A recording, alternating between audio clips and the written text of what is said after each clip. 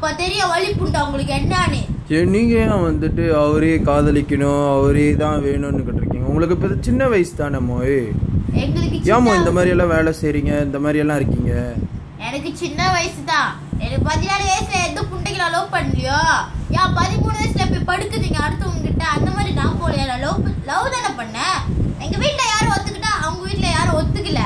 அதுமே தேவையா மனங்க எங்கேயோ போய் ஒத்துருச்சிங்க எல்லாமே. அதனால பிள்ளை நல்லா இருக்குன்னா அவங்க யாரும் பார்க்கல. சரி மோய், இந்த ஏன் நீங்க சமுதாயத்துல ஹெல்ப் கேட்டீங்க, ஆனா அவங்க தான் செய்ய முடியாதுன்ட்டாங்களே. அவனுக்கு பேப் வரஞ்சாதீங்க, பேப் புண்டிங்க, அவங்க வந்து செய்ய மாட்டாங்க. காதுன்னா என்னன்னு தெரியுமா அவனுங்களுக்கு முத? சரி, ஏன் நீங்க திருப்பி வீடியோ செய்யணும்னு ஆசைப்படுறீங்க? வீடியோ செய்யணும் அவனுங்களுக்கு புரியணும், அப்ப அவனுக்கு வந்து ஹெல்ப் பண்ணுவானுங்களே. சரி மோய். உங்க வீடியோ அவங்க எல்லாம் கேட்டுக்குவாங்கன்னு நான் நினைக்கிறேன். கடைசி ஏதாவது சொல்ல போறீங்களா?